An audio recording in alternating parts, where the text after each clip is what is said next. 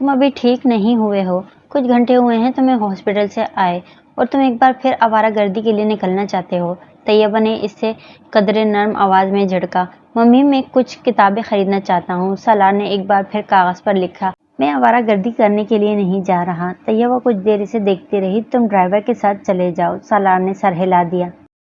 वो जिस वक्त मार्केट की पार्किंग में गाड़ी से उतरा शाम हो चुकी थी। मार्केट की रोशनियां वहां जैसे रंगो नूर का एक सैलाब ले आई थी। वो जगह जगह फिरते लड़के लड़कियों को देख सकता था। मगरिबी मलबूसात में बेफिक्री और लापरवाही से कहकहे लगाते हुए इसे जिंदगी में पहली बार इस जगह से वहशत हुई थी। वही वहशत जो वो 48 घंटे पहले मारगड़ा की इन पहाड़ियों पर महसूस करता रहा था। वो इन्हीं लड़कों में से एक था, लड़कियों से छेड़छाड़ करने वाला, बुलंदोबाग कहकहे लगाने वाला, फजूल और बेहुदा बातें करने वाला। अपना सर नीचे किए वो किसी भी चीज पर ध्यान दिए बगैर सामने नजर आने वाली बुक शॉप में चला आया। अपनी जेब से कागज निकालकर इसने दुकानदार को अपनी मतलूबा किताबों के बारे में बताया। वो कुरान पाक का एक तर्जुमा और नमाज के बारे में कुछ दूसरी किताबें खरीदना चाहता था। दुकानदार ने इसे हैरानी से देखा। वो सलार को अच्छी तरह जानता था। वो वहां से पोर्नोग्राफी के गैर मुल्की मैगजीन्स और सिडनी शेल्डन और हीर लैड्रोविविन्स समेत चंद दूसरे इंग्लिश नॉवेल्स लिखने के वाले हर नए नॉवेल को खरीदने का आदी था। सलार इसकी नजरों के इस्तिजाब को समझता था। वो इससे नजरें मिलाने के बजाय सिर्फ काउंटर को देखता रहा। वो आदमी किसी सेल्समैन को हिदायत देता रहा। फिर इसने सलार से कहा, आप बड़े दिन बाद आए हैं, कहीं गए हुए थे? स्टडीज के लिए बाहर? इसने सर हिलाते हुए सामने पड़े हुए कागज पर लिखा। और ये गले को क्या हुआ? बस ठीक नहीं है, इसने लिखा। सेल्समैन कुरान पाक का तर्जुमा और दूसरी मतलूबा किताबें ले आया। हाँ, ये इस्लामी किताबों का आजकल बड़ा ट्रेंड चला हुआ है। लोग बहुत पढ़ने लगे हैं। बड़ी अच्छी बात है, खास तौर पर बाहर जाकर तो जरूर पढ़ना चाहिए। दुकानदार ने बड़ी कारोबारी अंदाज में मुस्कुराते हुए कहा। सालार ने कुछ नहीं कहा। वो अपने सामने पड़ी किताबों पर एक नज़र दौड़ाने लगा। चंद लम्हों के बाद इसने दाएं हाथ कुरान पाक के तर्जुमों के साथ काउंटर पर खाली जगह पर शॉपकीपर ने इसके सामने पोर्नोग्राफी के कुछ नए मैगजीन्स रख दिए। किताबों को देखते देखते इसने चौंक कर सर उठाया। ये नए आए हैं, मैंने सोचा आपको दिखा दूं, हो सकता है आप खरीदना पसंद करें। सलार ने एक नज़र कुरान पाक के तर्जुमे को देखा, दूसरी नज़र चंद इंच दूर पड़े इन मैगजीन्स को देखा। गुस्से की एक लहर सी इसके अंदर उठी थी। क्यों? वो नहीं जानता था। अपने बाएं हाथ से इन मैगजीन्स को उठाकर वो जितनी दूर इस शॉप के अंदर फेंक सकता था, इसने फेंक दिए। चंद लम्हों के लिए पूरी शॉप में खामोशी छा गई। सेल्समैन हक्का बक्का खड़ा था। बिल, सालार ने कागज पर घसीटा और सुस्त चेहरे के साथ इस सेल्समैन की आंखों के सामने इस कागज को किया। सेल्समैन ने कुछ भी कहे बगैर अपने सामने पड़े कंप्यूटर पर इन किताबों का बिल बनाना शुरू कर दिया जो इसके सामने रखी थी। चंद मिनटों में सालार ने बिल अदा किया और किताबें उठाकर दरवाजे की तरफ बढ़ गया। इडियट! दुकान से बाहर निकलते हुए इसने काउंटर के पास खड़ी एक लड़की का तबसरा सुना। मुखातिब कौन था इसने मुड़कर देखने की जरूरत नहीं समझी थी। वो जानता था वो तबसरा इसी पर किया गया था। 2 हफ्ते बाद इसकी आवाज़ बहाल हो गई थी। अगरचे अभी इसकी आवाज़ बिल्कुल बैठी हुई थी, मगर वो बोलने के काबिल हो गया था और इन 2 हफ्तों में वो रूह की दरियाफ्त में मसरूफ़ रहा। वो ज़िंदगी में पहली बार ये काम कर रहा था। शायद ज़िंदगी में पहली बार इसे यह एहसास हुआ था कि रूह भी कोई वजूद रखती थी और अगर रूह के साथ कोई मसला हो जाए तो वो ज़िंदगी में पहली बार खामोशी के एक लंबे फेज़ में दाखिल हुआ था। बोलना नहीं, सुनना, सिर्फ सुनना भी बाज़ दफ़ा बहुत अहम होता है। इसका इदराक इससे पहली बार हो रहा था। इसे ज़िंदगी में कभी रात से खौफ नहीं आया था। इस वाक़ये के बाद इसे रात से बेतहाशा खौफ आने लगा था। वो कमरे की लाइट ऑन करके सोता था। इसने पुलिस कस्टडी में इन दोनों लड़कों को पहचान लिया था, मगर वो पुलिस के साथ इस जगह पर जाने के लिए तैयार नहीं हुआ था जहां इस शाम वो इसे बांध कर छोड़ गए थे। वो दोबारा किसी जहनी बरागंदगी का शिकार नहीं होना चाहता था। इसने ज़िंदगी में इससे पहले कभी इतनी बेख्वाब रातें नहीं गुजारी थी, मगर अब यह हो रहा था कि वो स्लीपिंग पिल्स लिए बगैर सोने में कामयाब नहीं होता था और बाज़ दफ़ा जब वो स्लीपिंग पिल्स नहीं लेता तो सारी रात जागते हुए गुजार देता। इसने न्यू हेवन में भी ऐसे ही चंद हफ्ते गुजारे थे, इतनी ही तकलीफ और अजियतनाक, मगर सिर्फ उलझन और इस्तिराब था या शायद किसी हद तक पछतावा। मगर वो अब एक तीसरी कैफियत से गुजर रहा था। खौफ से वो अंदाज़ा नहीं कर पा रहा था कि इस रात इसे किस चीज़ से ज़्यादा खौफ आया था, मौत से, कब्र से या फिर दोज़ख से। अमामा ने कहा था एक्टिसी के बाद पेन होती है। मौत पेन थी, इसने कहा था। पेन के बाद नथिंगनेस होती है। कब्र नथिंगनेस थी। अमामा ने कहा था नथिंगनेस के बाद हेल आ जाएगा। वो वहाँ तक पहुँचना नहीं चाहता था। वो इस एक्टिसी से बचना चाहता था जो इसे पेन से हेल का सफ़र करने पर मजबूर कर देती। अगर मुझे इन सब चीज़ों का पता नहीं था तो अमामा को कैसे पता था? वो मेरी ही उम्र की है, वो मेरे जैसे ख़ानदान से ताल्लुक़ रखती है, फिर इसके पास इन सवालों के जवाब कैसे आ गए? वो हैरान होते हुए सोचने लगा। आसाइशें तो इसके पास भी वैसी ही थी जैसे कि मेरे पास थी, फिर इसमें और मुझ में क्या फ़र्क था? वो जिस मकतबा फ़िक्र से थी, वो कौन होते हैं और वो क्यों इस मकतबा फ़िक्र से मुंसलिक रहना नहीं चाहती थी? इसने भी पहली बार इसके बारे में तफसीली तौर पर पढ़ा। इसकी उलझनों में इजाफा हुआ। ख़त्म नबूवत पर इख्तिलाफ क्या इतना अहम इशू है कि एक लड़की इस तरह अपना घर छोड़कर चली जाए? मैंने अज़जद से इसलिए शादी नहीं की क्योंकि वो ख़त्म नबूवत सल्लल्लाहु अलैहि वसल्लम पर यकीन नहीं रखता। तुम समझते हो मैं तुम्हारे जैसे इंसान के साथ ज़िंदगी गुजारने पर तैयार हो जाऊंगी? एक ऐसे शख्स के साथ जो ख़त्म नबूवत सल्लल्लाहु अलैहि वसल्लम पर यकीन रखता है और फिर भी गुनाह करता है, जो हर वो काम करता है जिससे मेरे पैगंबर सल्लल्लाहु अलैहि वसल्लम ने मना फरमाया।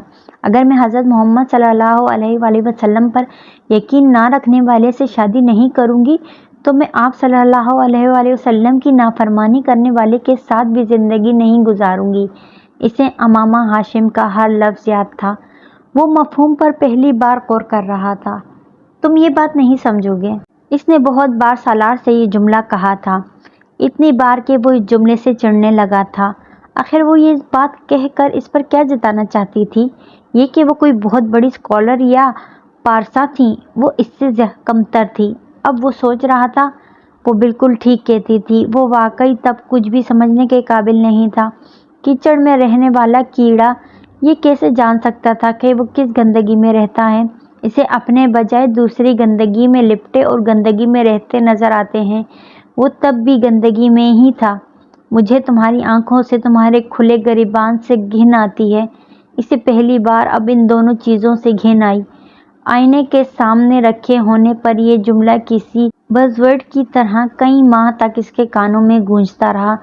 वो हर बार इसे जहन से झटकता, कुछ मुश्तइल हो जाता, अपने काम में मसरूफ़ हो जाता, मगर अब पहली बार इसने महसूस किया था कि इसे खुद भी अपने आप से घिन आने लगी थी। वो अपना गिरेबान बंद रखने लगा था, अपनी आंखों को झुकाने लगा था। वो आईने में भी खुद अपनी आंखों में देखने से कतराने लगा था। इसने कभी किसी से ये नहीं सुना था कि किसी को इसकी आंखों से, इसकी नज़रों से घिन आती है, ख़ास तौर पर किसी लड़की को। ये इसकी आंखें नहीं, इन आंखों में झांकने वाला तासुर था जिससे अमामा हाशिम को घिन आई थी। और अमामा हाशिम से पहले किसी लड़की ने इस तासुर को शनाख्त नहीं किया था। वो आंखों में आंखें डालकर बात करने वाली लड़कियों को की कंपनी में रहता था और वो ऐसी ही लड़कियों को पसंद करता था। अमामा हाशिम ने कभी इसकी आंखों में आंखें डालकर बात नहीं की थी। वो इसके चेहरे को देखती और इसे अपनी तरफ देखते पाकर नज़रें हटा लेती, ये किसी और चीज़ को देखने लगती। सालार को खुशफहमी थी कि वह इससे नज़रें इसलिए चुरा रही थी क्योंकि इसकी आंखें बहुत पुरकशिश थीं। इसे पहली बार इसके मुंह से फ़ोन पर यह सुनकर शौक लगा था कि इसे इसकी आंखों से घिन आती थी। आंखें रूह की खिड़कियां होती हैं, इसने कहीं पढ़ा था। तो क्या मेरी आंखें मेरे अंदर छुपी गंदगी को दिखाना शुरू हो गई थी? इसे ताज्जुब नहीं हुआ था, ऐसा ही था। मगर इस गंदगी को देखने के लिए सामने वाले का पाक होना ज़रूरी था और अमामा हाशिम पाक थी। आप अब मुझे कुछ भी ना समझाएं। आपको अब मुझसे कोई शिकायत नहीं होगी, सालार ने सिकंदर से आंखें मिलाए बगैर कहा। वो दोबारा यले जा रहा था और जाने से पहले सिकंदर ने हमेशा की तरह इसे समझाने की कोशिश की थी। वही पुरानी नसीहतें किसी मुहिम से आस और उम्मीद में एक बार फिर इसके कानों में ठूंसने की कोशिश की थी। मगर इस बार इनकी बात शुरू करते ही सालार ने इन्हें शायद ज़िंदगी में पहली दफ़ा यकीन दहानी करवाई थी और ज़िंदगी में पहली बार सिकंदर उस्मान को इसके अल्फाज पर यकीन आया था। वो इस हादसे के बाद इसमें आने वाली तब्दीलियों को वाज़ेह तौर पर देख रहे थे। وہ پہلے والا سالار نہیں رہا تھا، اس کی زندگی ہی تبدیل ہو چکی تھی۔ اس کا حلیہ، اس کا انداز، سب کچھ اس کے اندر کے شعلے کو جیسے کسی نے پھونک مار کر بجھا دیا تھا۔ صحیح ہوا تھا یا غلط، یہ تبدیلیاں اچھی تھیں یا بری، خود سکندر عثمان بھی اس پر کوئی رائے دینے کے قابل نہیں ہوئے تھے، مگر انہیں یہ ضرور معلوم ہو گیا تھا کہ اس میں کوئی بہت بڑی تبدیلی آئی تھی۔ انہیں یہ اندازہ نہیں ہوا تھا کہ اس نے زندگی میں پہلی بار چوٹ کھائی تھی، اور زندگی میں پہلی بار پڑنے والی چوٹ بڑے بڑوں کو رلا دیتی ہے۔ وہ تو پھر 21-22 سال کا لڑکا تھا۔ زندگی میں بعض دفعہ ہمیں پتہ نہیں چلتا کہ ہم تاریکی سے باہر آئے ہیں یا تاریکی میں داخل ہوئے ہیں۔ اندھیرے میں سمت کا پتہ نہیں چلتا، مگر آسمان اور زمین کا پتہ ضرور چل جاتا ہے، بلکہ ہر حال میں چلتا ہے۔ سر اٹھانے پر آسمان ہی ہوتا ہے، سر جھکانے پر زمین ہی ہوتی ہے، دکھائی دے نہ دے، مگر زندگی میں سفر کرنے کے لیے صرف 4 سمتوں ہی کی ضرورت پڑتی ہے: دائیں بائیں آگے پیچھے۔ 5ویں سمت پیروں کے نیچے ہوتی ہے، وہاں زمین نہ ہو تو پاتال آ جاتا ہے۔ پاتال میں پہنچنے کے بعد کسی سمت کی ضرورت نہیں رہتی۔ 6ٹھی سمت سر سے اوپر ہوتی ہے، وہاں جایا ہی نہیں جا سکتا، وہاں اللہ ہوتا ہے، آنکھوں سے نظر نہ آنے والا، مگر دل کی ہر دھڑکن، خون کی ہر گردش، ہر آنے والے سانس، حلق سے اترنے والے ہر نوالے کے ساتھ محسوس ہونے والا۔ وہ +150 IQ لیول اسے اب عذاب لگ رہا تھا۔ وہ سب کچھ بھول جانا چاہتا تھا، وہ سب جو وہ کرتا رہا، وہ کچھ بھی بھلانے کے قابل نہیں تھا۔ کوئی اس سے اس کی تکلیف پوچھتا۔ نیو ہیون واپس آنے کے بعد اس نے زندگی کے ایک نئے سفر کو شروع کیا تھا۔ اس رات اس جنگل کے ہولناک اندھیرے اور تنہائی میں اس درخت کے ساتھ بندھے بلکتے ہوئے کیے گئے تمام وعدے اسے یاد تھے۔ وہ سب سے بالکل الگ تھلگ رہنے لگا تھا، معمولی سی رابطے اور تعلق کے بھی بغیر۔ مجھے تم سے نہیں ملنا، وہ صاف گو تو ہمیشہ سے ہی تھا، مگر اس حد تک ہو جائے گا اس کے ساتھیوں میں سے کسی کو بھی اس کی توقع نہیں تھی۔ چند ہفتے اس کے بارے میں اس کا گروپ چیمگوئیاں کرتا رہا، پھر یہ چیمگوئیاں اعتراضات اور تبصروں میں تبدیل ہو گئی، اور اس کے بعد طنزیہ جملوں اور ناپسندیدگی میں۔ پھر سب اپنی اپنی زندگی میں مصروف ہو گئے۔ سالار سکندر کسی کی زندگی کا مرکز اور محور نہیں تھا، نہ دوسروں کوئی اس کی زندگی کا۔ اس نے نیو ہیون پہنچنے کے بعد جو چند کام کیے تھے، اس میں جلال انصر سے ملاقات کی کوشش تھی۔ وہ پاکستان سے آتے ہوئے اس کے گھر سے امریکہ میں اس کا ایڈریس لے آیا تھا۔ یہ ایک اتفاق ہی تھا، اس کا ایک کزن بھی اسی ہاسپٹل میں کام کر رہا تھا۔ باقی کا کام بہت آسان ثابت ہوا، ضرورت سے زیادہ آسان۔ وہ اس سے ایک بار مل کر اس سے معذرت کرنا چاہتا تھا، اسے ان تمام جھوٹوں کے بارے میں بتا دینا چاہتا تھا جو وہ اس سے امامہ کے بارے میں اور امامہ کو اس کے بارے میں بولتا رہا تھا۔ وہ ان دونوں کے تعلق میں اپنے رول کے لیے شرمندہ تھا، وہ اس کی تلافی کرنا چاہتا تھا۔ وہ جلال انصر تک پہنچ چکا تھا اور وہ امامہ ہاشم تک پہنچنا چاہتا تھا۔ وہ جلال انصر کے ساتھ ہاسپٹل کے کیفیٹیریا میں بیٹھا ہوا تھا۔ جلال انصر کے چہرے پر بے حد کی سنجیدگی تھی، اور اس کے ماتھے پر پڑے ہوئے بل اس کی ناراضگی کو ظاہر کر رہے تھے۔ سالار کچھ دیر پہلے ہی وہاں پہنچا تھا، اور جلال انصر اسے وہاں دیکھ کر ہکا بکا رہ گیا تھا۔ اس نے جلال سے چند منٹ مانگے تھے۔ وہ 2 گھنٹے انتظار کروانے کے بعد بالآخر کیفیٹیریا میں آ گیا تھا۔ سب سے پہلے تو میں یہ جاننا چاہوں گا کہ تم نے مجھے ڈھونڈا کیسے؟ اس نے آپ جناب کے تمام تکلفات کو برطرف رکھتے ہوئے ٹیبل پر بیٹھتے ہی سالار سے کہا، یہ اہم نہیں ہے، یہ بہت اہم ہے۔ اگر تم واقعی یہ چاہتے ہو کہ میں کچھ دیر تمہارے ساتھ یہاں گزاروں تو مجھے پتہ ہونا چاہیے کہ تم نے مجھے کیسے ڈھونڈا۔ میں نے اپنے کزن سے مدد لی ہے، وہ ایک ڈاکٹر ہے اور اس شہر میں بہت عرصے سے کام کر رہا ہے۔ میں یہ نہیں جانتا اس نے آپ کو کیسے ڈھونڈا ہے، میں نے اسے صرف آپ کا نام اور کچھ دوسری معلومات دی تھیں، سالار نے کہا۔ لنچ؟ جلال نے بڑی رسمی انداز میں کہا۔ وہ ٹیبل پر آتے ہی اپنا لنچ ٹرے ساتھ لے کر آیا تھا۔ نہیں، میں نہیں کھاؤں گا، سالار نے شکریہ کے ساتھ معذرت کر لی۔ جلال نے کندھے اچکائے اور کھانا شروع کر دیا۔ کس معاملے میں بات کرنا چاہتے تھے تم مجھ سے؟ میں آپ کو چند حقائق سے آگاہ کرنا چاہتا تھا۔ جلال نے اپنی بھویں اچکائیں۔ حقائق؟ मैं आपको ये बताना चाहता था कि मैंने आपसे झूठ बोला था। मैं मामा का दोस्त नहीं था, वो मेरी दोस्त की बहन थी, सिर्फ मेरे नेक्स्ट डोर नेबर। जलाल ने खाना जारी रखा। मेरी इससे मामूली जान पहचान थी, वो मुझे पसंद नहीं करती थी, खुद मैं भी इसे पसंद नहीं करता था, और यही वजह थी कि मैंने आप पर यूं जाहिर किया जिससे वो मेरी बहुत गहरी दोस्त थी। मैं आप दोनों के दरमियान गलत फहमियाँ पैदा करना चाहता था। जलाल संजीदगी से इसकी बात सुनते हुए खाना खाता रहा। इसके बाद जब मामा घर से निकलकर आपके पास आना चाहती थी तो मैंने इससे झूठ बोला आपकी शादी के बारे में। इस बार जलाल खाना खाते खाते रुक गया।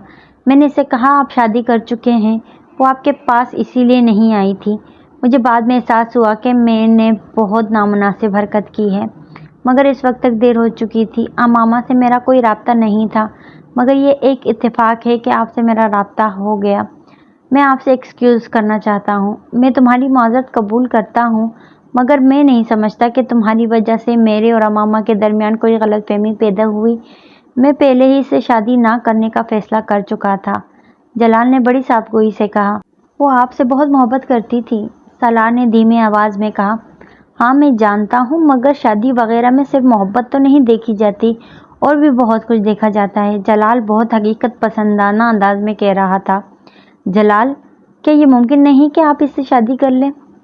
पहली बात यह कि मेरा इसके साथ कोई राब्ता नहीं है, और दूसरी बात यह कि मेरा इसके साथ राब्ता होता भी तब भी मैं इसके साथ शादी नहीं कर सकता। इसको आपके सहारे की ज़रूरत है, सलार ने कहा। मैं नहीं समझता कि इसे मेरे सहारे की ज़रूरत है। अब तो बहुत अरसा गुजर चुका है, अब तक वो कोई ना कोई दूसरा सहारा तलाश कर चुकी होगी। जलाल ने इत्मीनान से कहा। हो सकता है इसने ऐसा ना किया हो, वो अभी भी आपका इंतज़ार कर रही हो। मैं इस तरह के इम्कानात पर गौर करने का आदी नहीं हूँ। मैंने तुम्हें बताया है कि मेरे लिए अपने करियर के इस स्टेज पर शादी मुमकिन ही नहीं है, वो भी इससे। क्यों? इस क्यों का जवाब मैं तुम्हें क्यों दूँ?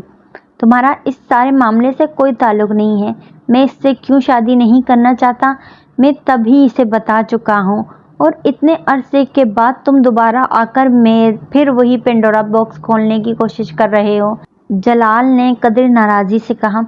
मैं सिर्फ इस नुकसान की तलाफ़ी करने की कोशिश कर रहा हूँ जो मेरी वजह से आप दोनों का हुआ, सलार ने नरमी से कहा। मेरा कोई नुकसान नहीं हुआ, और अमामा का भी नहीं हुआ होगा। तुम ज़रूरत से ज़्यादा हसास हो रहे हो, जलाल ने सलाद के चंद टुकड़े मुंह में डालते हुए इत्मीनान से कहा। सलार इसे देखता रहा। वो नहीं समझ पा रहा था कि वो इसे अपनी बात कैसे समझाए। मैं इसको ढूंढने में आपकी मदद कर सकता हूँ, इसने कुछ देर बाद कहा, मगर मैं इसे ढूंढना नहीं चाहता। शादी मुझे इससे नहीं करनी, फिर ढूंढने का फ़ायदा। सलार ने एक गहरा सांस लिया। आप जानते हैं इसने किस लिए घर छोड़ा था? मेरे लिए बहरहाल नहीं छोड़ा था, जलाल ने बात काटी। आपके लिए नहीं छोड़ा था, मगर जिन वजूहात की बिना पर छोड़ा था, क्या एक मुसलमान के तौर पर आपको इसकी मदद नहीं करनी चाहिए, जबकि आप ये भी जानते हैं कि वो लड़की आपसे बहुत मोहब्बत करती है और आपसे बहुत इंस्पायर्ड है। मैं दुनिया में कोई वाहिद मुसलमान नहीं हूँ, और ना ही मुझ पर यह फ़र्ज़ कर दिया गया है कि मैं इसकी मदद ज़रूर करूँ। मेरी एक ही ज़िंदगी है, और मैं इसे किसी दूसरे की वजह से तो ख़राब नहीं कर सकता। और फिर तुम भी मुसलमान हो, तुम क्यों नहीं शादी करते इससे? मैंने तो तब भी तुमसे कहा था कि तुम इससे शादी कर लो। तुम वैसे भी इसके लिए नरम कोशा रखते हो, जलाल अंसार ने कदरे चुपते हुए अंदाज में कहा। सलार इसे खामोशी से देखता रहा। वो इसे बता नहीं सकता था कि वो इससे शादी कर चुका है। शादी? वो मुझे पसंद नहीं करती, इसने कहा।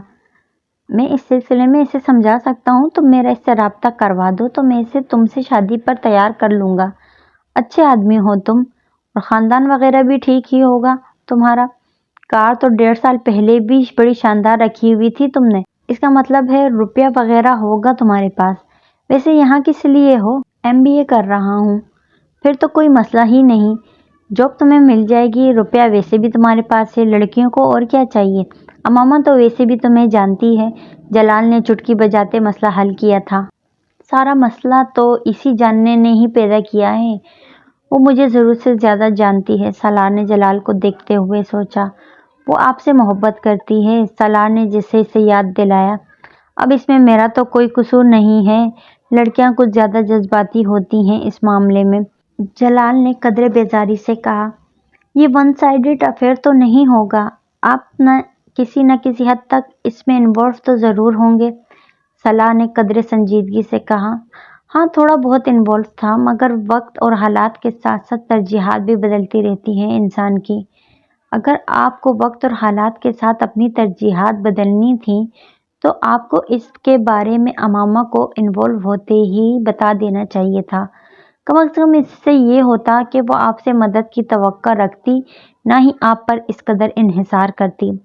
मैं उम्मीद करता हूँ आप ये तो नहीं कहेंगे कि आपने इससे शादी के हवाले से कभी कोई बात या वादा किया ही नहीं था। जलाल कुछ कहने के बजाय खशमगीन नज़रों से इसे देखता रहा। तुम मुझे क्या जताने और बताने की कोशिश कर रहे हो? इसने चंद लम्हों के बाद उखड़े हुए अंदाज में कहा।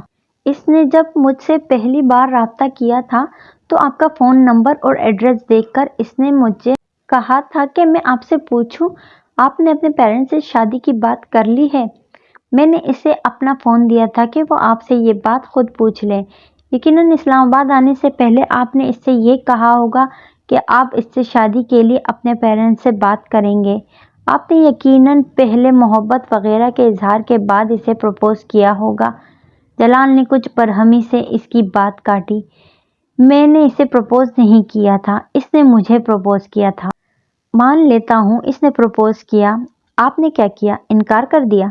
वो चैलेंज करने वाले अंदाज में पूछ रहा था। इनकार नहीं किया होगा, सालार अजीब से अंदाज में मुस्कुराया। इसने मुझे बताया था कि आप नात बड़ी अच्छी पढ़ते हैं और आपको हज़रत मोहम्मद सल्लल्लाहु अलैहि वसल्लम से भी बहुत मोहब्बत है। आपको भी बताया होगा इसने कि वो आपसे मोहब्बत क्यों करती है।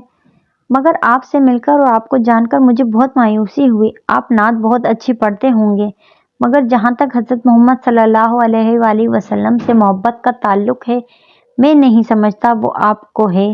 मैं खुद कोई बहुत अच्छा आदमी नहीं हूँ और मोहब्बत के बारे में ज़्यादा बात नहीं कर सकता, ख़ास तौर पर अल्लाह और हज़रत मोहम्मद सल्लल्लाहु अलैहि वसल्लम से मोहब्बत के बारे में।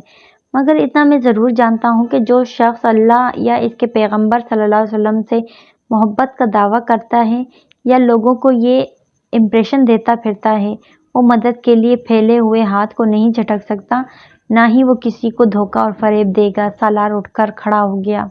और मैं तो आपसे रिक्वेस्ट कर रहा हूँ इसकी मदद के लिए। हो सकता है इसने भी 1.5 साल पहले की हो, फिर भी अगर आप इनकार पर मिस्र हैं तो मैं या कोई आपको मजबूर तो नहीं कर सकता। मगर आपसे मिलकर और आपसे बात करके मुझे बहुत मायूसी हुई। इसने अलविदाई मुसाफिहे के लिए जलाल की तरफ हाथ बढ़ाया। जलाल ने अपना हाथ नहीं बढ़ाया। वो मुतनफ़्फ़र भरे अंदाज में माथे पर बल लिए इसे देखता रहा। खुदा हाफिज़। सलाह ने अपना हाथ पीछे कर लिया। जलाल इसी हालत में इसे जाता देखता रहा और फिर इसने खुद कलामी की। It's really an idiots world out there. वो दोबारा लंच ट्रे की तरफ मुतवज्जा हो गया। इसका मूड बेहद ऑफ हो रहा था। जलाल अंसर से मुलाकात के बाद वो अपने एहसासात को कोई नाम देने में नाकाम हो रहा था।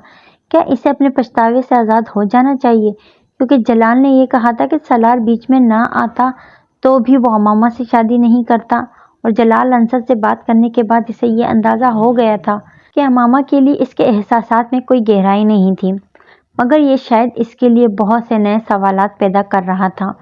वो जलाल से आज मिला था।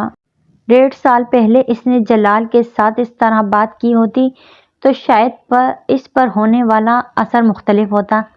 तब अमामा के लिए इसके एहसासात का पैमाना मुख्तलिफ होता और शायद 1.5 साल पहले वो अमामा के बारे में इस बेहिसी का मुजाहिरा ना करता जिसका मुजाहिरा इसने आज किया था।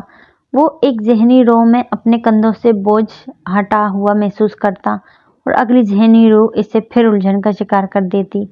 MBA का दूसरा साल बहुत पुरसुकून गुजरा था। पढ़ाई के अलावा इसकी ज़िंदगी में और कोई सरगर्मी नहीं रही थी। वो गेम्स पर सिर्फ डिस्कशंस में ही अपने क्लास फेलोज़ के साथ गुफ्तगू करता या फिर ग्रुप प्रोजेक्ट्स के सिलसिले में इसके साथ वक्त गुजारता। बाकी का सारा वक्त वो लाइब्रेरी में गुजार देता। वीकेंड पर इसकी वाहिद सरगर्मी इस्लामिक सेंटर जाना था, जहाँ वो एक अरब से कुरान पाक की तिलावत करना सीखा करता था। फिर वो कुरान पाक के इन असबाक को दोहराया करता था। फिर इसी अरब से इसने अरबी ज़बान सीखना शुरू कर दी। خالد عبد الرحمن نامی وہ عرب بنیادی طور پر ایک میڈیکل ٹیکنیشین تھا اور ایک ہاسپٹل سے وابستہ تھا۔ وہ ایک ویکینڈ پر وہاں آ کر عربی زبان اور قرآن پاک کی کلاسز لیا کرتا تھا۔ وہ اس کام کا کوئی معاوضہ نہیں لیا کرتا تھا، بلکہ اسلامک سینٹر کی لائبریری میں موجود کتابوں کی ایک بڑی تعداد بھی اسی کے دوستوں اور رشتہ داروں کی طرف سے عطیہ کی گئی تھی۔ قرآن پاک کی انہی کلاسز کے دوران ایک دن اس نے سالار سے کہا، تم قرآن پاک حفظ کیوں نہیں کرتے؟ سالار اس کے اس تجویز نما سوال پر کچھ دیر حیرانی سے اس کا منہ دیکھنے لگا۔ میں کیسے کر سکتا ہوں؟ کیوں؟ تم کیوں نہیں کر سکتے؟ خالد نے جواباً اس سے پوچھا۔ یہ بہت مشکل ہے، اور پھر میرے جیسا آدمی میں نہیں کر سکتا۔ سالار نے چند لمحوں کے بعد کہا، تمہارا ذہن بہت اچھا ہے، بلکہ میں اگر یہ کہوں کہ میں نے اپنی آج تک کی زندگی میں تم سے زیادہ ذہین آدمی نہیں دیکھا۔ جتنی تیز رفتاری سے تم نے اتنے مختصر عرصے میں اتنی چھوٹی بڑی صورتیں یاد کی ہیں، کوئی اور نہیں کر سکا۔ اور جتنی تیز رفتاری سے تم عربی سیکھ رہے ہو، میں اس پر بھی حیران ہوں۔ جب ذہن اس قدر زرخیز ہو اور دنیا کی ہر چیز سیکھ لینے اور یاد رکھنے کی خواہش ہو تو قرآن پاک کیوں نہیں؟ تمہارے ذہن پر اللہ تعالیٰ کا بھی حق ہے۔ خالد نے کہا، آپ میری بات نہیں سمجھے۔ مجھے سیکھنے پر کوئی اعتراض نہیں، مگر یہ بہت مشکل ہے۔ میں اس عمر میں یہ نہیں سیکھ سکتا، سالار نے وضاحت کی۔ جبکہ میرا خیال ہے کہ تمہیں قرآن پاک حفظ کرنے میں بہت آسانی ہوگی۔ تم ایک بار اسے حفظ کرنا شروع کرو۔ میں کسی اور کے بارے میں تو یہ دعویٰ نہیں کرتا، مگر تمہارے بارے میں یہ دعویٰ سے کہہ سکتا ہوں کہ تم نہ صرف بہت آسانی سے حفظ کر لو گے، بلکہ بہت کم عرصے میں۔ سالار نے اس دن اس موضوع کے بارے میں مزید کوئی بات نہیں کی، مگر اس رات اپنے اپارٹمنٹ پر واپس آنے کے بعد وہ خالد عبد الرحمن کی باتوں کے بارے میں ہی سوچتا رہا۔ اس کا خیال تھا کہ خالد عبد الرحمن دوبارہ اس کے بارے میں اس سے بات نہیں کرے گا، مگر اگلے ہفتے خالد عبد الرحمن نے ایک بار پھر اس سے یہی سوال کیا۔ سالار بہت دیر چپ چاپ اسے دیکھتا رہا، پھر اس نے مدھم آواز میں خالد سے کہا، مجھے خوف آتا ہے۔ کس چیز سے؟ قرآن پاک حفظ کرنے سے؟ خالد نے قدرے حیرانی سے پوچھا۔ سالار نے جذبات میں سر ہلا دیا۔ کیوں؟ وہ بہت دیر خاموش رہا، پھر کارپیٹ پر اپنی انگلی سے لکیریں کھینچتا اور انہیں دیکھتے ہوئے اس نے خالد سے کہا، میں بہت گناہ کر چکا ہوں، اتنے گناہ کہ مجھے انہیں گننا بھی مشکل ہو جائے گا۔ صغیرہ و کبیرہ، ہر گناہ جو انسان سوچ سکتا ہے یا کر سکتا ہے۔ میں اس کتاب کو اپنے سینے یا ذہن میں محفوظ کرنے کا سوچ بھی نہیں سکتا۔ میرا سینہ اور ذہن پاک تو نہیں ہے، میرے جیسے لوگ اسے حفظ کرنے کے لائق نہیں ہوتے۔ میں تو ایسا سوچ بھی نہیں سکتا۔ اس کی آواز بھرا گئی۔ خالد کچھ دیر خاموش رہا، پھر اس نے کہا، ابھی بھی گناہ کرتے ہو؟ سالار نے نفی میں سر ہلا دیا۔ تو پھر کس چیز کا خوف ہے؟ تم اگر قرآن پاک کی تلاوت کر سکتے ہو اپنے ان سارے گناہوں کے باوجود، تو پھر اسے حفظ کر سکتے ہو، اور پھر تم نے گناہ کیے مگر اب گناہ نہیں کرتے، یہ کافی ہے۔ اگر اللہ تعالیٰ یہ نہیں چاہے گا کہ تم اسے حفظ کرو تو تم اسے حفظ نہیں کر سکو گے، چاہے تم لاکھ کوشش کرو، اور اگر تم خوش قسمت ہوئے تو اسے حفظ کر لو گے۔ خالد نے چٹکی بجاتے ہوئے جیسے یہ مسئلہ حل کر دیا تھا۔ سالار اس رات جاگتا رہا۔ آدھی رات کے بعد اس نے پہلا پارہ کھول کر کانپتے ہاتھوں اور زبان کے ساتھ حفظ کرنا شروع کیا۔ اسے حفظ کرتے ہوئے اسے احساس ہونے لگا کہ خالد عبد الرحمن ٹھیک کہتا تھا۔ اسے قرآن پاک کا بہت سا حصہ پہلے ہی یاد تھا۔ خوف کی وہ کیفیت جو اس نے قرآن پاک حفظ کرنا شروع کرتے ہوئے محسوس کی تھی، وہ زیادہ دیر نہیں رہی تھی۔ اس کے دل کو کہیں سے استقامت مل رہی تھی، کہاں سے کوئی اس کی زبان کی لڑکھڑاہٹ دور کر رہا تھا۔ کون؟ کوئی اس کے ہاتھوں کی کپکپاہٹ ختم کر رہا تھا۔ کیوں؟ فجر کی نماز سے کچھ دیر پہلے وہ اس وقت بے تحاشا رویا جب اس نے پچھلے 5 گھنٹے میں یاد کیے ہوئے سبق کو پہلی بار مکمل طور پر دہرایا۔ وہ کہیں نہیں اٹکا تھا، وہ کچھ نہیں بھولا تھا، زیر زبر کی کوئی غلطی نہیں۔ آخر چند جملوں پر اس کی زبان پہلی بار کپکپانے لگی۔ آخری چند جملے ادا کرتے ہوئے اسے بڑی دقت ہوئی تھی، کیونکہ وہ اس وقت آنسوؤں سے رو رہا تھا۔ اگر اللہ یہ چاہے گا اور تم خوش قسمت ہوگے تو تم قرآن پاک حفظ کر لو گے، ورنہ کچھ بھی کر لو نہیں کر پاؤ گے۔ اسے خالد عبد الرحمن کی یاد آ رہی تھی۔ فجر کی نماز ادا کرنے کے بعد اس نے کیسٹ پر اپنی زندگی کے اس پہلے سبق کو ریکارڈ کیا تھا۔ ایک بار پھر اسے کسی دقت کا سامنا نہیں کرنا پڑا تھا۔ اس کی آواز میں پہلے سے زیادہ روانی اور لہجے میں پہلے سے زیادہ فصاحت تھی۔ اس کی زندگی میں ایک نئی چیز شامل ہو گئی تھی۔ اس پر ایک اور احسان کر دیا گیا تھا، مگر اس کا ڈپریشن ختم نہیں ہوا تھا۔ وہ رات کو سلیپنگ پلز کے بغیر نیند کا تصور بھی نہیں کر سکتا تھا، اور سلیپنگ پلز لینے کے باوجود وہ کبھی اپنے کمرے کی لائٹس آف نہیں کر سکا تھا۔ وہ تاریکی سے خوف کھاتا تھا۔ یہ پھر خالد عبد الرحمن ہی تھا جس نے ایک دن اس سے کہا تھا۔ وہ اسے قرآن پاک کا سبق زبانی سنا رہا تھا اور اسے احساس ہو رہا تھا کہ خالد عبد الرحمن مسلسل اس کے چہرے پر نظریں جمائے ہوئے تھا۔ جب اس نے اپنا سبق ختم کیا اور پانی کا گلاس اٹھا کر اپنے ہونٹوں سے لگایا تو اس نے خالد کو کہتے سنا، میں نے کل رات تمہیں خواب میں حج کرتے دیکھا ہے۔ سالار منہ میں لے جانے والا پانی حلق سے اتار نہیں سکا۔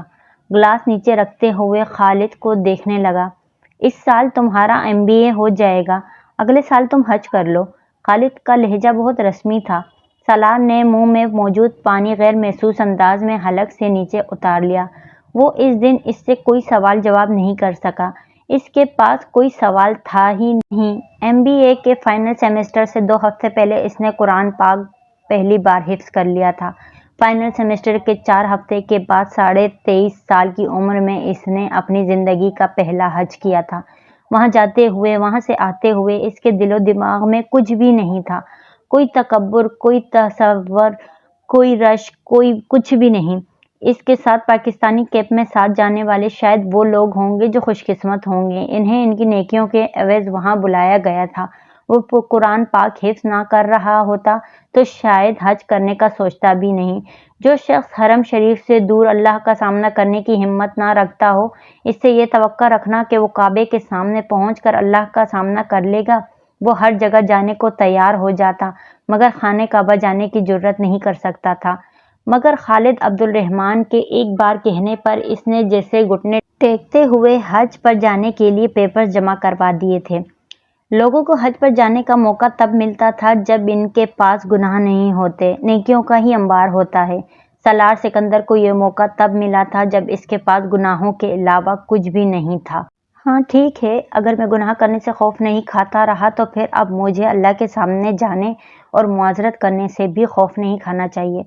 صرف یہی ہے نا کہ میں وہاں سر نہیں اٹھا سکوں گا، نظریں اوپر نہیں کر سکوں گا، منہ سے معافی کے علاوہ اور کوئی لفظ نہیں نکال سکوں گا، تو ٹھیک ہے، مجھے یہ سزا بھی ملنی چاہیے۔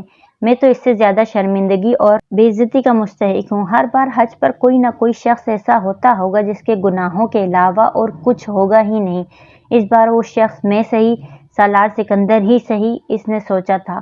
گناہ کا بوجھ کیا ہوتا ہے اور آدمی اپنے گناہوں کے بوجھ کو کس طرح قیامت کے دن اپنی پشت سے اتار پھینکنا چاہے گا، کس طرح اس سے دور بھاگنا چاہے گا، کس طرح اسے دوسرے کے کندھے پر ڈال دینا چاہے گا، یہ اس کی سمجھ میں حرم شریف میں پہنچ کر ہی آیا تھا۔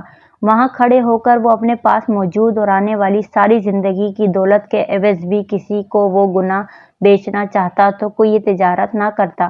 کاش آدمی کسی مال کے عوض اپنے گناہ بیچ سکتا، کسی اجرت کے طور پر دوسروں کی نیکیاں مانگنے کا حق رکھتا۔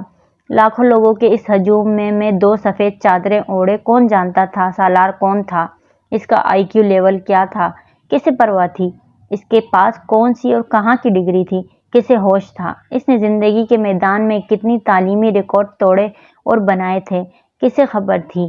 وہ اپنے ذہن سے کون سے میدان تسخیر کرنے والا تھا، کون رشک کرنے والا تھا۔ وہ وہاں اس ہجوم میں ٹھوکر کھا کر گرتا، بھگدڑ میں روندا جاتا۔ اس کے اوپر سے گزرنے والی خلقت میں سے کوئی بھی یہ نہیں سوچتا کہ انہوں نے کیسے دماغ کو کھو دیا تھا، کس IQ لیول کے نایاب آدمی کو کس طرح ختم کر دیا تھا۔ اسے دنیا میں اپنی اوقات، اپنی اہمیت کا پتہ چل گیا تھا۔ اگر کچھ مغالطہ رہ بھی گیا تھا تو اب ختم ہو گیا تھا، اگر کچھ شبہ باقی تھا تو اب دور ہو گیا تھا۔ فخر، تکبر، رشک، انا، خود پسندی، خود ستائشی کے ہر بچے ہوئے ٹکڑے کو نچوڑ کر اس کے اندر سے پھینک دیا گیا تھا۔ وہ انہی آلائشوں کو دور کروانے کے لیے وہاں آیا تھا۔ MBA میں اس کی شاندار کامیابی کسی کے لیے بھی حیران کن نہیں تھی۔ اس کے ڈپارٹمنٹ میں ہر ایک کو پہلے سے ہی اندازہ تھا۔ اس کے اور اس کے کلاس فیلوز کے پروجیکٹس اور اسائنمنٹس میں اتنا فرق ہوتا تھا کہ اس کے پروفیسرز کو یہ ماننے میں کوئی عار نہیں تھا۔ وہ مقابلے کی اس دوڑ میں 10 گز آگے دوڑ رہا تھا اور MBA کے دوسرے سال میں اس نے اس فاصلے کو اور بڑھا دیا تھا۔ اس نے انٹرنشپ اقوام متحدہ کی ایک ایجنسی میں کی تھی اور اس کا MBA مکمل ہونے سے پہلے ہی اس ایجنسی کے علاوہ اس کے پاس 7 مختلف ملٹی نیشنل کمپنیز کی طرف سے آفرز موجود تھیں۔ تم اب آگے کیا کرنا چاہتے ہو؟ اس کے رزلٹ کے متعلق جاننے کے بعد سکندر عثمان نے اپنے پاس بلا کر پوچھا تھا۔ میں واپس امریکہ جا رہا ہوں۔ میں یونائیٹڈ نیشنز کے ساتھ ہی کام کرنا چاہتا ہوں، لیکن میں چاہتا ہوں کہ تم اپنا بزنس شروع کرو یا میرے بزنس میں شامل ہو جاؤ۔ سکندر عثمان نے اس سے کہا، پاپا میں بزنس نہیں کر سکتا، بزنس والا ٹیمپرامنٹ نہیں ہے میرا، میں جاب کرنا چاہتا ہوں اور میں پاکستان میں رہنا بھی نہیں چاہتا۔ سکندر عثمان حیران ہوئے، تم نے پہلے کبھی ذکر نہیں کیا کہ تم پاکستان میں رہنا نہیں چاہتے؟ تم پہلے میں نے امریکہ میں سیٹل ہونے کے بارے میں نہیں سوچا تھا، لیکن اب میں وہیں رہنا چاہتا ہوں۔ کیوں؟ وہ ان سے یہ کہنا نہیں چاہتا تھا کہ پاکستان میں اس کا ڈپریشن بڑھ جاتا ہے۔ وہ مسلسل امامہ کے بارے میں سوچتا رہتا ہے، وہاں ہر چیز اسے امامہ کی یاد دلاتی ہے۔ اس کے پچھتاوے اور احساس جرم میں اضافہ ہو جاتا تھا۔ میں یہاں ایڈجسٹ نہیں ہو سکتا۔ سکندر عثمان کچھ دیر اسے دیکھتے رہے، حالانکہ میرا خیال ہے تم ایڈجسٹ ہو سکتے ہو۔ سالار جانتا تھا ان کا اشارہ کس طرف تھا، مگر وہ خاموش رہا۔ جاب کرنا چاہتے ہو؟ ٹھیک ہے، چند سال جاب کر لو، لیکن اس کے بعد آ کر میرے بزنس کو دیکھو۔ یہ سب کچھ میں نے تم لوگوں کے لیے ہی اسٹیبلش کر رہا ہوں، دوسروں کے لیے نہیں۔ وہ کچھ دیر اسے سمجھاتے رہے۔ سالار خاموشی سے ان کی باتیں سنتا رہا۔ ایک ہفتے کے بعد وہ دوبارہ امریکہ آ گیا تھا اور اس کے چند ہفتے کے بعد اس نے یونیسیف میں جاب شروع کر دی۔ وہ نیو ہیون سے نیو یارک چلا گیا تھا۔ یہ ایک نئی زندگی کا آغاز تھا اور وہاں آنے کے چند ہفتے بعد اسے یہ اندازہ بھی ہو گیا تھا کہ وہ کہیں فرار حاصل نہیں کر سکتا تھا۔ وہ اسے وہاں بھی اسی طرح یاد آ رہی تھی۔ اس کا احساس جرم وہاں بھی اس کا ساتھ چھوڑنے پر تیار نہیں تھا۔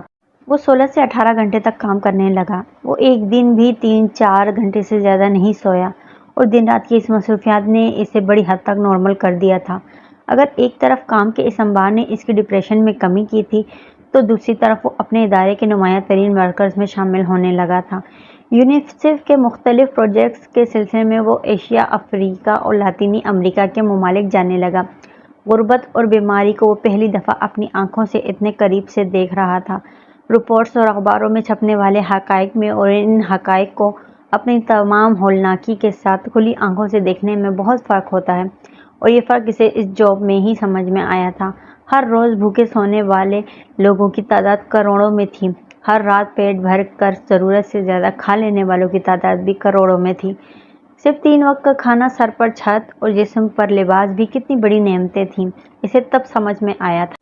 وہ یونیسیف کی ٹیم کے ساتھ چارٹرڈ طیاروں میں سفر کرتے ہوئے اپنی زندگی کے بارے میں سوچتا۔ اس نے زندگی میں ایسے کون سے کارنامے انجام دیے تھے کہ اسے وہ پرآسائش زندگی دی گئی تھی جو وہ گزار رہا تھا، اور ان لوگوں سے کیا گناہ ہوئے تھے کہ وہ زندگی کی تمام بنیادی ضروریات سے محروم صرف زندہ رہنے کی خواہش میں خوراک کے ان پیکٹس کے پیچھے بھاگتے پھرتے تھے۔ وہ ساری رات جاگ کر اپنے ادارے کے لیے ممکنہ اسکیمیں اور پلان بناتا رہتا۔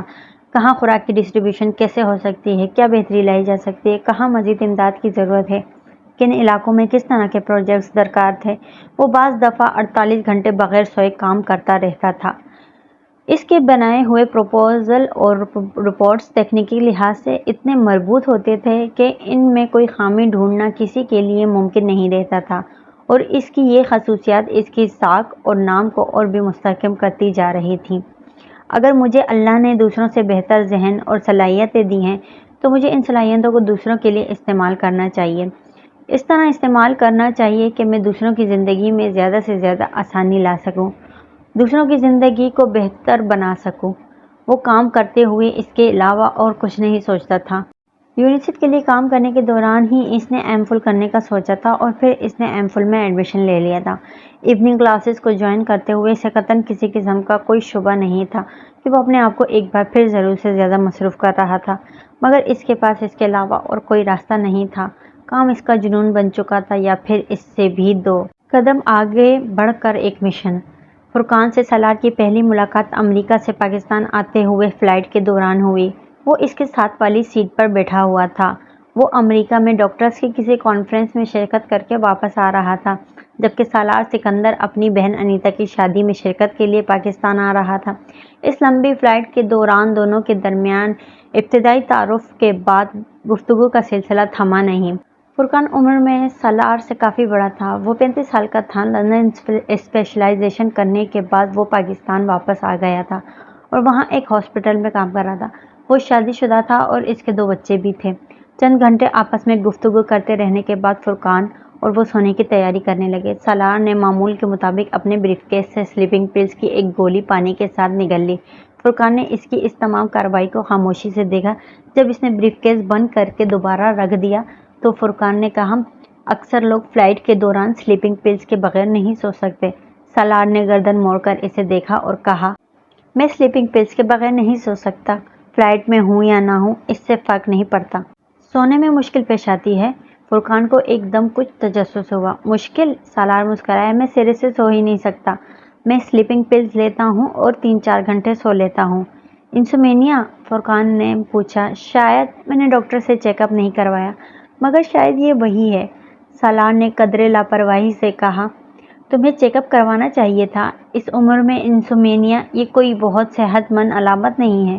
میرا خیال ہے تم کام کے پیچھے جنونی ہو چکے ہو اور اسی وجہ سے تم نے اپنی سونے کی نارمل روٹین کو خراب کر لیا ہے۔ فرقان اب کسی ڈاکٹر کی طرح بول رہا تھا۔ سالار مسکراتے ہوئے سنتا رہا۔ وہ اسے نہیں بتا سکتا تھا کہ وہ اگر رات دن مسلسل کام نہ کرے تو وہ اس احساس جرم کے ساتھ زندہ نہیں رہ سکتا تھا جسے وہ محسوس کرتا ہے۔ وہ اسے یہ بھی نہیں بتا سکتا تھا کہ وہ سلیپنگ پلز کے بغیر سونے کی کوشش کرے تو وہ امامہ کے بارے میں سوچنے لگتا ہے، اس حد تک کہ اسے اپنا سر درد سے پھٹتا ہوا محسوس ہونے لگتا ہے۔ کتنے گھنٹے کام کرتے ہو ایک دن میں؟ فرقان اب اس سے پوچھ رہا تھا۔ 18 گھنٹے، بعض دفعہ 20۔ مائی گڈنس! اور کب سے؟ 2-3 سال سے۔ اور تب ہی سے نیند کا مسئلہ ہوگا تمہیں۔ میں نے ٹھیک اندازہ لگایا؟ تم نے خود اپنی روٹین خراب کر لی ہے، فرقان نے اس سے کہا، ورنہ اتنے گھنٹے کام کرنے والے آدمی کو تو ذہنی تھکن ہی ایک لمبی اور پرسکون نیند سلا دیتی ہے۔ یہ میرے ساتھ نہیں ہوتا۔ سالار نے مدھم لہجے میں کہا، یہی تو تمہیں جاننے کی کوشش کرنی چاہیے کہ اگر یہ تمہارے ساتھ نہیں ہوتا تو کیوں نہیں ہوتا۔ سالار اس سے یہ نہیں کہہ سکا کہ وہ جانتا ہے۔ کچھ دیر کی خاموشی کے بعد فرقان نے اس سے کہا، میں اگر تمہیں کچھ آیتیں بتاؤں رات کو سونے سے پہلے تو تم پڑھ سکو گے؟ کیوں نہیں پڑھ سکوں گا؟ سالار نے گردن موڑ کر اس سے کہا، نہیں، اصل میں تمہارے اور میرے جیسے لوگ جو زیادہ پڑھ لیتے ہیں اور خاص طور پر تعلیم مغرب میں حاصل کرتے ہیں وہ ایسی چیزوں پر یقین نہیں رکھتے یا انہیں پریکٹیکل نہیں سمجھتے۔ فرقان نے وضاحت کی۔ فرقان، میں حافظ قرآن ہوں، سالار نے اسی طرح لیٹے ہوئے پرسکون آواز میں کہا۔ فرقان کو جیسے کرنٹ لگا۔ میں روز رات کو سونے سے پہلے ایک سپارہ پڑھ کر سوتا ہوں۔ میرے ساتھ یقین یا اعتماد کا کوئی مسئلہ نہیں ہے۔ سالار نے بات جاری رکھی۔ میں بھی حافظ قرآن ہوں، فرقان نے بتایا۔ سالار نے گردن موڑ کر مسکراتے ہوئے اسے دیکھا۔ یہ یقیناً ایک خوشگوار اتفاق تھا۔ اگرچہ فرقان نے داڑھی رکھی ہوئی تھی مگر سالار کو پھر بھی یہ اندازہ نہیں ہو پایا تھا کہ وہ حافظ قرآن ہے۔ پھر تو تمہیں اس طرح کا کوئی مسئلہ نہیں ہونا چاہیے۔ قرآن پاک کی تلاوت کر کے سونے والے انسان کو نیند نہ آئے، یہ مجھے عجیب لگتا ہے۔ سالار نے فرقان کو بڑبڑاتے سنا۔ وہ اب اپنے حواس کو ہلکا ہلکا مفلوج پا رہا تھا۔ نیند اس پر غلبہ پا رہی تھی۔ اس نے نیند بند کر لی۔ تمہیں کوئی پریشانی ہے؟ اس نے فرقان کی آواز سنی۔ وہ نیند کی گولیوں کا زیر اثر نہ ہوتا تو مسکرا کر انکار کر دیتا، مگر وہ جس حالت میں تھا اس میں وہ انکار نہیں کر سکتا۔ ہاں، مجھے بہت زیادہ پریشانیاں ہیں، مجھے سکون نہیں ہے، مجھے لگتا ہے کہ میں مسلسل کسی صحرا میں سفر کر رہا ہوں۔ پچھتاوے اور احساس جرم مجھے چھوڑتے نہیں ہیں۔ مجھے کسی پیر کامل کی تلاش ہے جو مجھے اس تکلیف سے نکال دے، جو میری زندگی کا راستہ دکھا دے۔ فرقان دم بخود اس کا چہرہ دیکھ رہا تھا۔ سالار کی آنکھیں بند تھیں مگر وہ اس کی آنکھوں کے کونوں سے نکلتی نمی کو دیکھ رہا تھا۔ اس کی آواز میں بے رتبی اور لڑکھڑاہٹ تھی۔ شعوری طور پر سلیپنگ پلز کے زیر اثر بول رہا تھا۔ وہ اب خاموش ہو چکا تھا۔ فرقان نے مزید کوئی سوال نہیں کیا۔ بہت ہموار انداز میں چلنے والی اس کی سانس بتا رہی تھی کہ وہ نیند میں جا چکا تھا۔ جہاز میں ہونے والی وہ ملاقات وہیں ختم نہیں ہوئی۔ وہ دونوں جاگنے کے بعد بھی آپس میں گفتگو کرتے رہے۔ فرقان نے سالار سے ان چند جملوں کے بارے میں نہیں پوچھا تھا جو اس نے نیند کی آغوش میں سماتے ہوئے بولے تھے۔ خود سالار کو بھی اندازہ نہیں تھا کہ اس نے سونے سے پہلے اس سے کچھ کہا تھا۔ اگر کہا تھا تو کیا کہا تھا۔ سفر ختم ہونے سے پہلے ان دونوں نے آپس میں کانٹیکٹ نمبرز اور ایڈریس کا تبادلہ کیا۔ پھر سالار نے اسے انیتا کی شادی پر انوائٹ کیا۔ فرقان نے آنے کا وعدہ کیا مگر سالار کو اس کا یقین نہیں تھا۔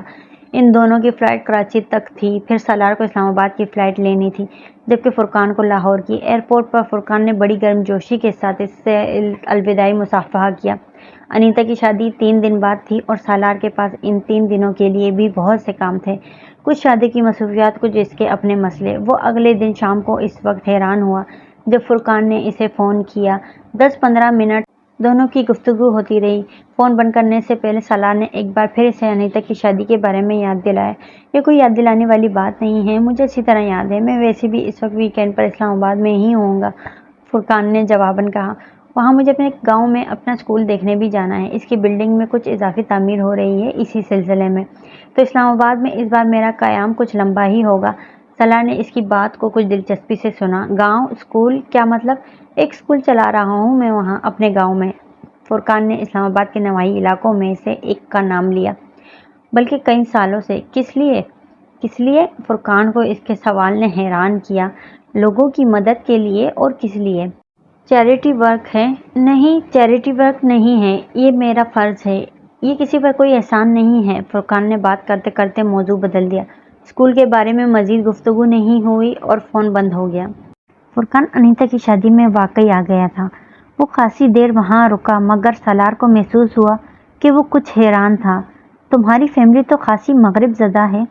سالار کو ایک دم اس کی الجھن اور حیرانی کی وجہ سمجھ میں آ گئی۔ میرے خیال سے تمہاری فیملی کچھ کنزرویٹو ہوگی، کیونکہ تم نے بتایا تھا کہ تم حافظ قرآن ہو اور تمہارا لائف سٹائل مجھے کچھ سادہ سا لگا، مگر یہاں آ کر مجھے حیرانی ہوئی۔ تم اور تمہاری فیملی میں بہت فرق ہے۔ I think you are the odd one out.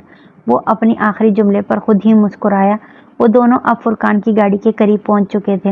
میں نے صرف 2 سال پہلے قرآن پاک حفظ کیا اور 2-3 سال سے ہی میں اوڈ ون آؤٹ ہوا ہوں۔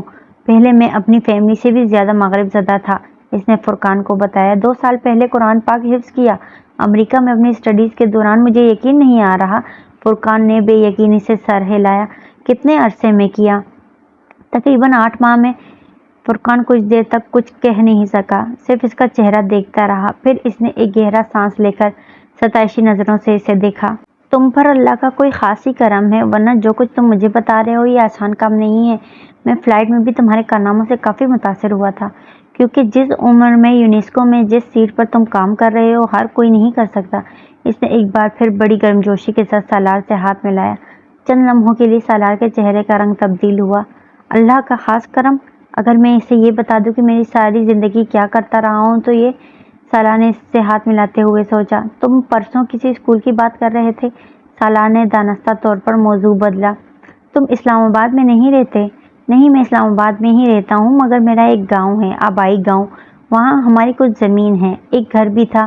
فرقان اسے تفصیل سے بتانے لگا۔ کئی سال پہلے میرے والدین اسلام آباد شفٹ ہو گئے تھے۔ میرے والد نے فیڈرل سروس سے ریٹائرمنٹ کے بعد وہاں اپنی زمینوں پر ایک اسکول بنا لیا۔ اس گاؤں میں کوئی اسکول نہیں تھا، انہوں نے پرائمری اسکول بنوایا تھا۔ 7-8 سال سے میں اسے دیکھ رہا ہوں، اب وہ سیکنڈری اسکول بن چکا ہے۔ 4 سال پہلے میں نے وہاں ایک ڈسپینسری بھی بنوائی۔ تم اس ڈسپینسری کو دیکھ کر حیران رہ جاؤ گے، بہت جدید سامان ہے اس میں۔ میرے ایک دوست نے ایک ایمبولینس بھی گفٹ کی ہے، اور اب صرف میرے گاؤں کے ہی نہیں بلکہ ارد گرد کے بہت سارے گاؤں کے لوگ بھی اسکول اور ڈسپینسری سے فائدہ اٹھا رہے ہیں۔ سالار اس کی باتیں توجہ سے سن رہا تھا۔ مگر تم یہ سب کیوں کر رہے ہو؟ تم ایک سرجن ہو، تم یہ سب کیسے کر لیتے ہو؟ اس کے لیے بہت پیسے کی ضرورت ہے۔ کیوں کر رہا ہوں یہ تو میں نے اپنے آپ سے کبھی نہیں پوچھا۔ میرے گاؤں میں اتنی غربت تھی کہ یہ سوال پوچھنے کی مجھے کبھی ضرورت ہی نہیں پڑی۔ ہم لوگ بچپن میں کبھی کبھار اپنے گاؤں جایا کرتے تھے، یہ ہمارے لیے تفریح تھی۔ ہماری حویلی کے علاوہ گاؤں کا کوئی مکان پکا نہیں تھا اور سڑک کا تو سوال ہی پیدا نہیں ہوتا۔ ہم سب کو یوں لگتا تھا جیسے ہم جنگل میں آ گئے ہیں۔ اب اگر ہم جانور ہوتے تو ہمیں کوئی فرق نہیں پڑتا، شہر کی طرح ہم جنگل میں دندناتے پھرتے، یہی سوچ کر کہ ہم سب سے مرعوب ہیں اور کوئی بھی ہمارے جیسا نہیں، نہ کوئی ہماری طرح رہتا، نہ ہمارے جیسا کھاتا ہے، نہ ہمارے جیسا پہنتا ہے۔ مگر انسان ہو کر یہ برداشت کرنا مشکل ہو جاتا ہے کہ ہمارے ارد گرد کے انسان جانوروں جیسی زندگی گزارنے پر مجبور ہیں۔ ہو سکتا ہے کچھ انسانوں کو اس سے خوشی محسوس ہوتی ہو کہ انہیں ہر نعمت میسر ہے اور باقی سب ترس رہے ہیں، مگر ہمارا شمار ایسے لوگوں میں نہیں ہوتا۔ اب سوال یہ پیدا ہوتا تھا کہ کیا کیا جائے۔ میرے پاس کوئی جادو کی چھڑی تو تھی نہیں کہ میں اسے ہلاتا اور سب کچھ بدل دیتا، نہ ہی بے شمار وسائل۔ تمہیں میں نے بتایا ہے نا کہ میرے والد سول سرونٹ تھے، ایماندار قسم کے سول سرونٹ۔ میں اور میرا بھائی دونوں شروع سے ہی اسکالرشپ پر پڑھتے رہے ہیں، اس لیے ہم پر ہمارے والدین کو زیادہ خرچ نہیں کرنا پڑا۔ خود وہ بھی کوئی فضول خرچ نہیں تھے، اسی لیے تھوڑی بہت بچت ہوتی رہی۔ ریٹائرمنٹ کے بعد میرے والد نے سوچا کہ لاہور یا اسلام آباد کے کسی گھر میں اخبار پڑھ کر، واک کر کے یا ٹی وی دیکھ کر زندگی گزارنے کے بجائے انہیں اپنے گاؤں جانا چاہیے، وہاں کچھ بہتری لانے کی کوشش کرنی چاہیے۔ وہ دونوں گاڑی کے اندر بیٹھے ہوئے تھے۔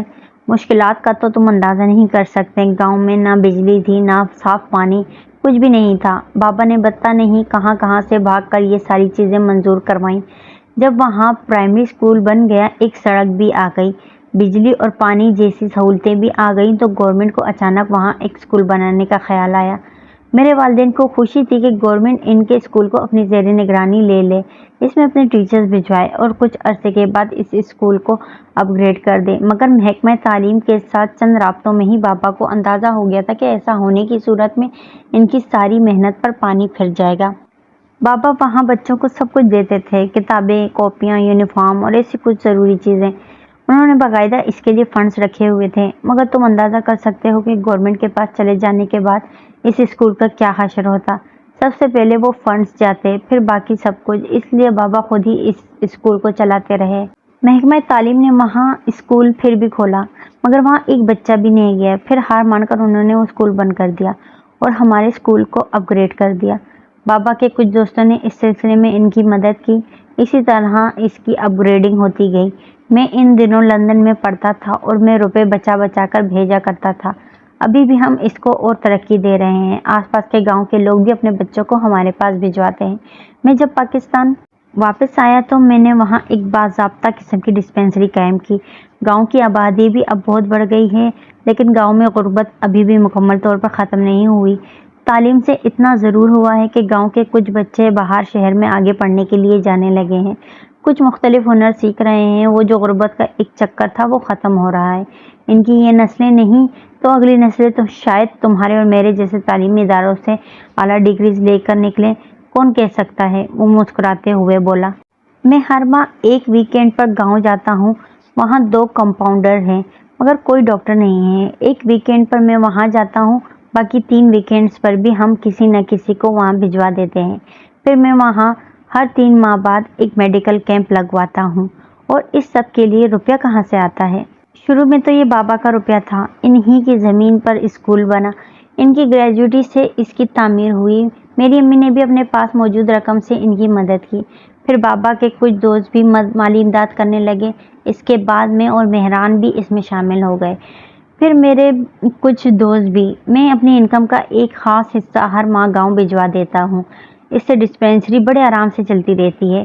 جو ڈاکٹرز وہاں مہینے کے 3 ویکینڈز پر جاتے ہیں، وہ کچھ چارج نہیں کرتے۔ ان کے لیے یہ سوشل ورک ہے۔ میڈیکل کیمپس بھی اسی طرح کے لگ جاتے ہیں، اور اسکول کے پاس اب اتنے فکس ڈپازٹس ہو چکے ہیں کہ ان سے آنے والی رقم ٹیچرز کی تنخواہ اور دوسرے اخراجات کے لیے کافی ہوتی ہیں۔